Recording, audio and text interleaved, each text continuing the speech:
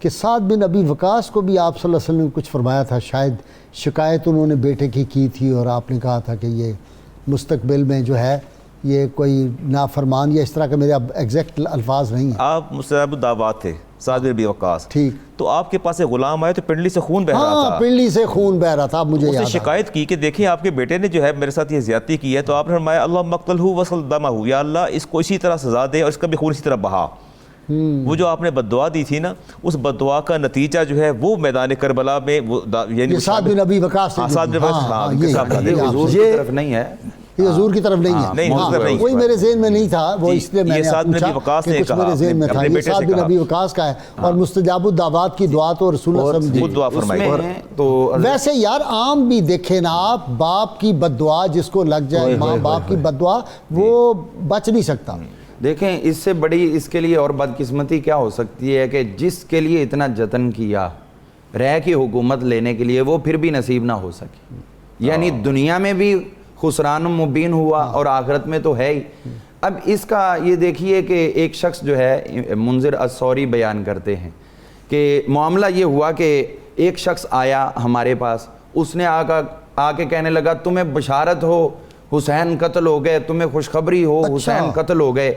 یہ باتیں وہ کر رہا تھا، کہتے تھوڑی دیر گزری تو ہم نے دیکھا کہ وہ شخص نابینا ہو چکا ہے، اچھا، ساتھ ہی ساتھ قدرت کا انتقام بھی شروع ہو چکا ہے۔ اب اس میں میں ایک بات کہنا چاہوں گا، وہ یہ ہے کہ لوگ کہتے ہیں جی بعد میں تو یہ ہوا تو اس وقت کیوں نہیں ہوا۔ میں نے کہا اس بارے میں تو اسلام کا پوائنٹ آف ویو جو ہے وہ بالکل واضح ہے، جب تک جرم کیا نہیں تو سزا کس چیز کی ملتی؟ بہت اچھا، جب جرم کیا ہے تو اس کے بعد سزا ملے گی۔ حضرت سیدنا امام علی دوسرا لوگوں کو نہیں پتا کہ یہ شہادت، یہ جو اس کا مقام کیا ہے، کشتگان خنجر تسلیم رہا ہر زمان از غیب جانے دیگر است، وہ لوگ اللہ کی راہ میں جب شہید ہو جاتے ہیں تو ان کو جو مقامات ملتے ہیں لوگوں اس کا نہیں پتا، اور یہ ان کو بھی سزا نہ ملتی، ان کو بھی درجہ نہ ملتا۔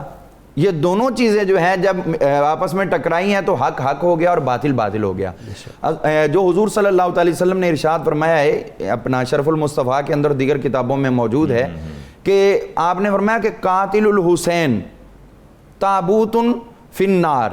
جو قاتل حسین ہے اس کو ایسے تابوت میں رکھا جائے گا جو آگ کا بنا ہوگا اور آگ کے اندر ہی رکھا جائے گا، اور اس کو آگ کی زنجیریں پہنائی جائیں گی، اور اس کے بعد آگ ہی اس کی گلے میں ڈال کے زنجیریں بنا کر اس کو کھینچا جائے گا اور جہنم کے سب سے نچلے گڑے کے اندر اس کو ڈالا جائے گا۔ اگلا حصہ اس کا یہ ہے غالباً کہ پوری دنیا کو جو عذاب دیا جائے گا اس کا نصف جو ہے وہ اکیلے قاتلان حسین کو دیا جائے گا۔ حضرت حسن بصری رضی اللہ عنہ کے پاس ایک شخص آتا تھا تو اس کے جسم سے عجیب سی اسمیل اور بدبو آتی تھی، تو آپ پہلے تو برداشت کرتے رہے رواداری میں، اس کے بعد ایک دفعہ آپ نے پوچھ لیا بھی یہ کیا مسئلہ ہے کہ تمہارے جسم سے بدبو کیوں آتی ہے؟ تو وہ کہنے لگا کہ میں ایک بات بتاتا ہوں اور شرط یہ ہے کہ آپ مجھے مطعون نہیں کریں گے اور مجھے خود سے دور نہیں کریں گے۔ فرمایا کیا؟ اس نے اقرار کیا کہ میں بھی وہ قاتلان حسین میں سے تھا، رات کا ٹائم تھا، حضور صلی اللہ علیہ وسلم کو خواب میں نے دیکھا، تو اس وقت میرے سامنے یہ صورتحال واضح ہوئی کہ حضور صلی اللہ علیہ وسلم آپ نے جب دیکھا تو فرمانے لگا تو بھی قاتل حسین میں سے ہے؟ فرمایا ہاں۔ عرض کی حضور میں بھی قاتلان حسین میں سے ہوں۔ تو حضور صلی اللہ علیہ وسلم فرمایا کتران کا اس کو پانی پلاؤ۔ وہ میرے منہ میں زبردستی پانی ڈالا گیا اور وہ اتنا زہریلا تھا، اور جیسے ہی وہ میں نے پیا میرے حلق سے نیچے اترا، تب سے میرے جسم سے بدبو آنا شروع ہو گئی ہے۔ اسی طرح ہم دیکھتے ہیں کہ امام ابن ابی دنیا، ایک بات انہوں نے تجربے کی بات بتا دوں، اہل بیت اطہار کا گستاخ ہو، رسول اللہ صلی اللہ علیہ وسلم کا گستاخ تو سمجھے نا، اس کے تو ہر بنے منہ سے بدبو آئے گی اور وہ تو جہنمی ہے۔ اہل بیت اطہار صحابہ کرام اولیاء امت کے جو گستاخ ہوتے ہیں نا،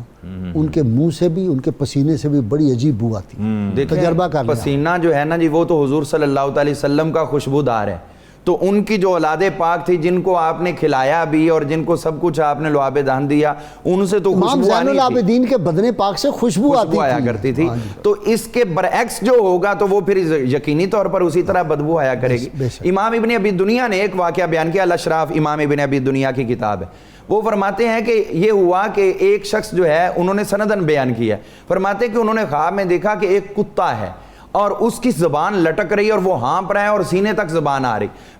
میں نے دیکھا کہ یہ پیاس کی شدت کی وجہ سے ہانپ رہا ہے، میں اس کو پانی پلانے کے لیے آگے بڑھا، تو اسی وقت مجھے ہاتف غیب سے آواز آئی کہ اس کو پانی نہ پلانا، یہ ایک قاتل حسین ہے۔ اللہ، اور یہ ہم نے اس کو قیامت تک اسی طرح عذاب دینا ہے۔ اب یہ اتنے بڑے بڑے ائمہ محدثین نے جو اس قدر چیزیں بیان فرما دی ہیں، ان کے انجام بیان کیے ہیں، یقینی طور پر وہ اس بات کی طرف متوجہ کرتے ہیں کہ جو اس وقت بغض رکھتے تھے ان کا یہ انجام تھا، تو اب جو لوگ اپنی زبان سے ان کے بارے میں برا بولتے ہیں۔ غازی صاحب تھوڑا سا تصور کریں، جو اہل بیت کو آج اچھا نہیں سمجھتے، اگر یہی لوگ واقع کربلا کے وقت موجود ہوتے تو کیا یہ 22,000 یزیدیوں میں شامل ہو کے نہ آتے؟ تو یہ آج بھی وہی چیز ہے، اور یہی ہم سمجھ سکتے ہیں کہ جو آج حقیقی طور پر اہل بیت اطہار سے محبت کرتے ہیں، تو یقیناً اگر یہ بھی اس دور میں ہوتے تو پھر امام علی مقام کے محبین میں شامل ہو کر جام شہادت جو ہے یہ نوش کرتے۔ ہم یزید کے حوالے سے، جو سب سے بڑا قاتل ہے، اس کے حوالے سے بات نہیں کی، تو وہ بھی ضروری ہے، اس بارے میں مختلف روایات نہیں کی ہے ہم نے، تو شروع وہاں سے کیا ہے، وہ تفصیل سے میں ذرا تھوڑا سا اشارہ کرنا چاہوں گا۔ وہ یہ ہے کہ پہلے نمبر پر اس کی موت کی 3-4 روایات ہیں، اور ساری کی ساری ان میں تطبیق ملتی ہے کہ وہ اکٹھی نظر آتی ہیں۔ حمص کے اندر اس کی موت کا واقعہ ملتا ہے، اور اس کے ساتھ ساتھ یہ ہے کہ اس نے ایک بندر رکھا ہوا تھا، اس نے اس کو کاٹ لیا، جو یہ نچاتا تھا اور جس کے ساتھ یہ کھیلتا تھا، اس کا زہر اس میں سرایت کیا۔ پھر کولنج کا سلسلہ، اس کی انتڑیوں کے اندر وہ سوزش پیدا ہوئی، اور اس کے ساتھ ساتھ جب یہ مرا ہے تو وہ لڑکی جو اگرچہ غیر مسلمہ تھی لیکن اس سے یہ محبت کرتا تھا، بہت زیادہ اس کے ساتھ یہ فریفتہ تھا، اور وہ اس سے نفرت کرتی تھی۔ جب اس نے یہ اس کی کیفیت دیکھی، اور وہ گانا گا رہی تھی اس وقت، یہ بڑے محدثین نے بیان کیا ہے، وہ گانا گا رہی تھی اس وقت جب اس کی موت کا وقت جو ہے وہ آیا ہے، اور اپنے علامہ ابوالحسن قادری جیسی شخصیات نے بھی ماں بعد میں بیان کر دیا ہے۔ وہ فرماتے ہیں کہ ہوا یہ کہ وہ جب اس لڑکی نے اس کو دیکھا کہ اب یہ مرنے لگا ہے، تو مر تو ویسے بھی جائے گا، تو کیوں نہ میں خود کو جو ہے ان لوگوں میں لے آؤں جو امام پاک سے محبت کرنے والے، تو اس نے خنجر نکال کر اس پہ وار کیے۔ تو بیک وقت 3 قسم کی موتیں واقع ہوئی، خنجر سے مرا، اس کے ساتھ بندر کے کاٹنے سے مرا، اور اس کے ساتھ یہ کولنج سے مرا۔ ایک اور دلچسپ روایت بھی آپ کو سنا دوں، بہت دلچسپ، یہ بھی ایک کتاب میں نے پڑھی تھی کہ یہ شکار کے لیے گیا ہوا تھا اور راستہ یہ بھول گیا شکار پہ، تو ساتھی ساتھ نہیں تھے، تو اس کو پیاس لگی بڑی شدید۔ ایک گڈریا جو تھا وہ بھیڑ بکریاں چرا رہا تھا اور اونٹ چرا رہا تھا،